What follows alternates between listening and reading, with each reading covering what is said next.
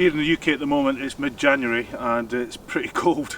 We had a light flurry of snow this morning, so it's the middle of winter, and it's probably, this is the best time of year to photograph the subject of the video, the robin. The robin, once voted the most popular bird here in the UK. It's probably the first bird as a young child that you'll recognise. It's a very iconic bird.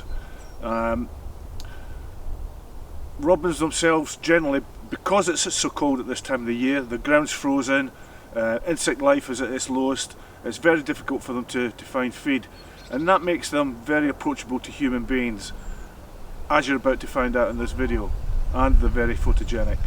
So let's go and photograph some robins. If you're a newcomer to bird photography, you're just beginning out, because robins are so photogenic and they are so approachable, they do make a great subject to start your journey into bird photography. So what we'll do in this video is we'll look at the identifying features of the robin. It's not as easy as you think when it comes to male and female.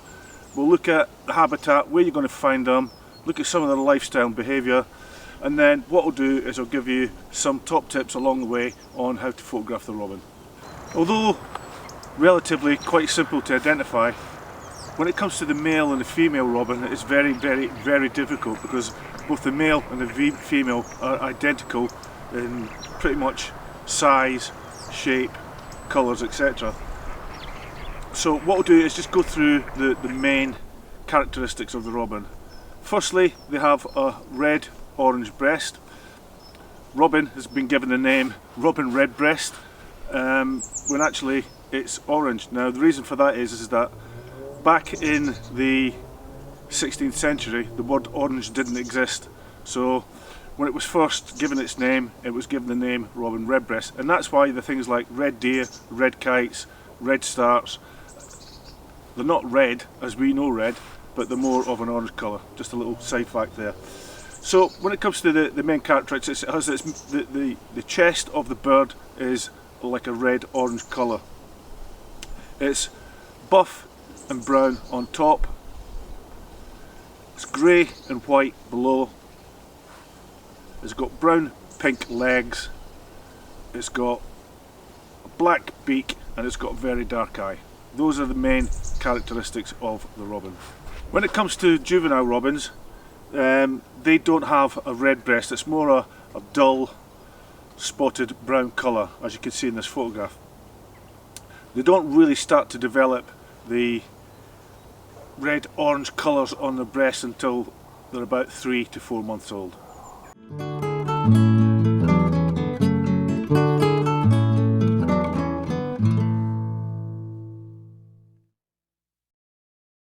When it comes to the robin's call, robins tend to sing all year round, and they're often heard at night, often singing from streetlights. And there's a famous song that goes back many years called "A Nightingale Sang in Berkeley Square." Well, Berkeley Square is right in Mayfair in the centre of London, and the likelihood of a nightingale having been there is highly unlikely. So the story goes, and it's thought more often than not that it would have been a robin. But that's the story anyway. But here is the robin's call.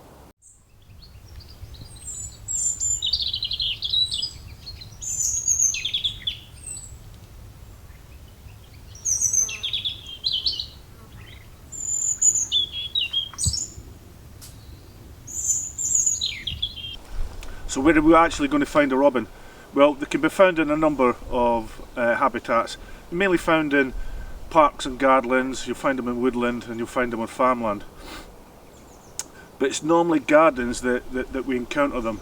Certainly if you're fortunate enough to have a garden and you're digging in it, the likelihood is that you're going to have a robin nearby, hoping to try and get a tasty morsel of a worm that you might turn up.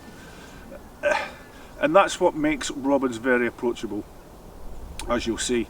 And one thing that robins also do like to do is, if you've got a small garden pond, something like that, is to have a little bath.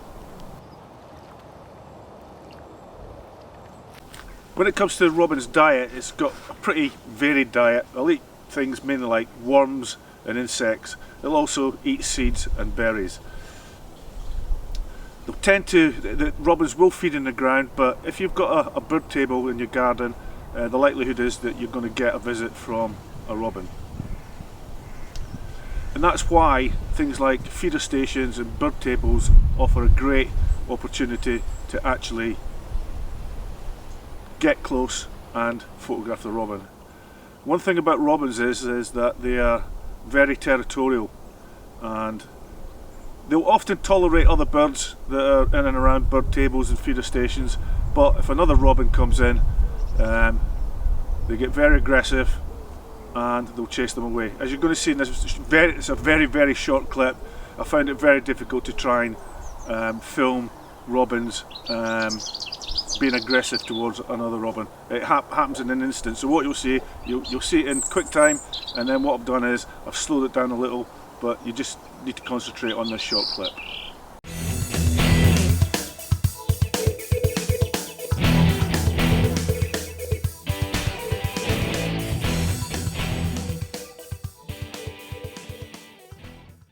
Tip number 5 on how to photograph robins is to carry some bird food around you when you're out about with your camera. I'm going to show you a small clip in a second or two, just to show you how approachable robins can be. I've often found when I'm out just walking along with my camera, a robin will just suddenly appear. And if you've got a handful of seed, be a little bit patient, put it on your hand, put your hand out, and this is what might happen.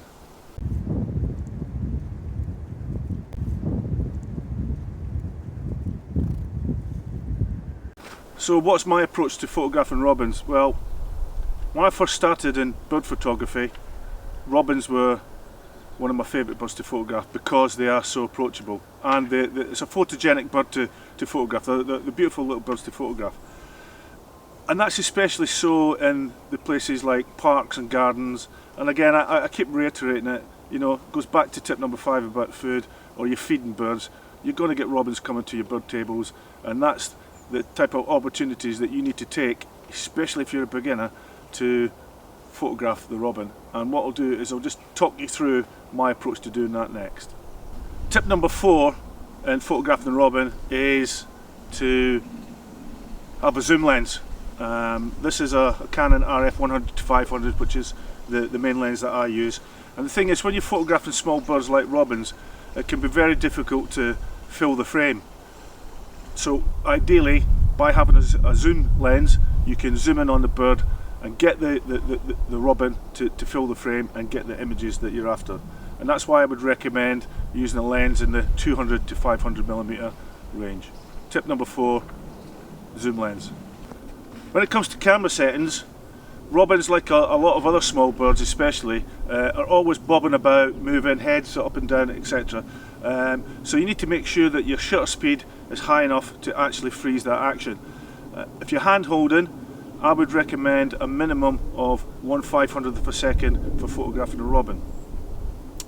You can go lower if your camera's supported on a tripod or a monopod or on a beanbag, but if you're hand holding, you're looking at about 500th of a second.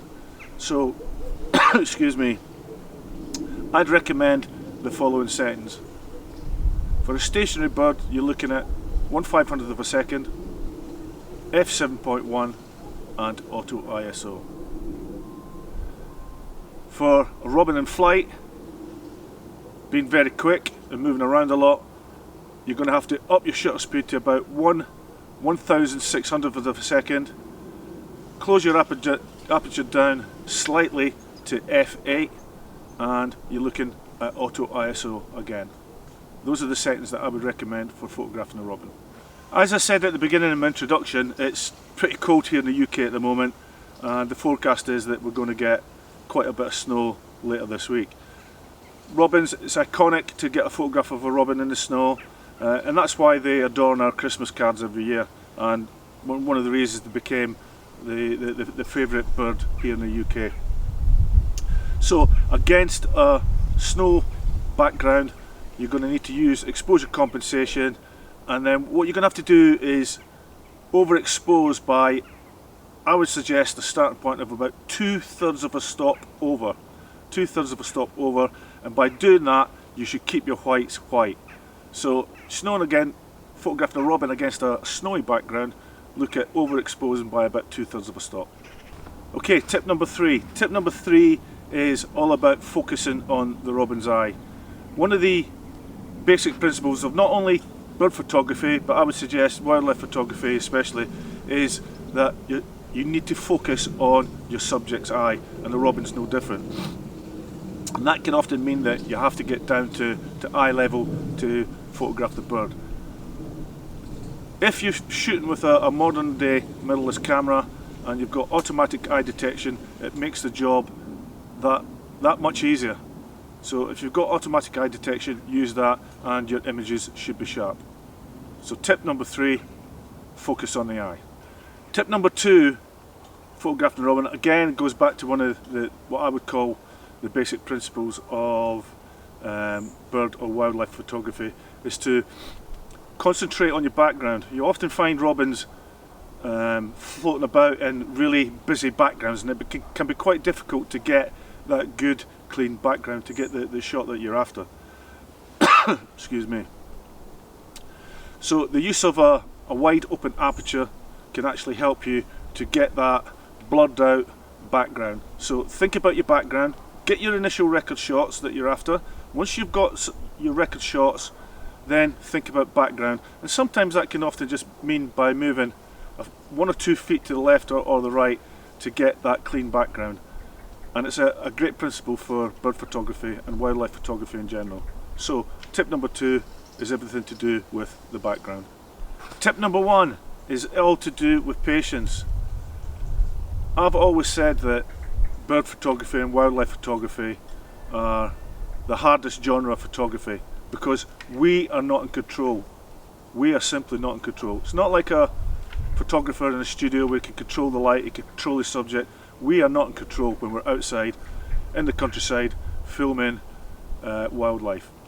So patience, as they say, is a virtue, and it's very important when it comes to photographing wildlife. And whether you're photographing a robin or you're photographing an eagle, patience has to be your number 1 stance.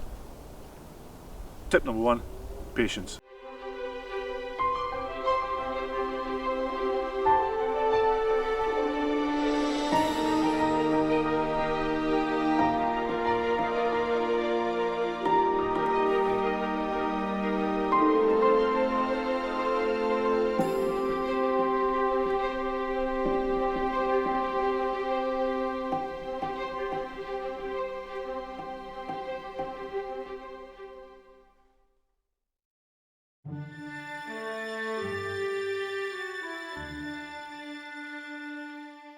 Okay, thanks for watching this edition of Kevin Hatley Photography and How to Photograph Robins. I hope you've enjoyed it as much as I have photographing these beautiful little birds.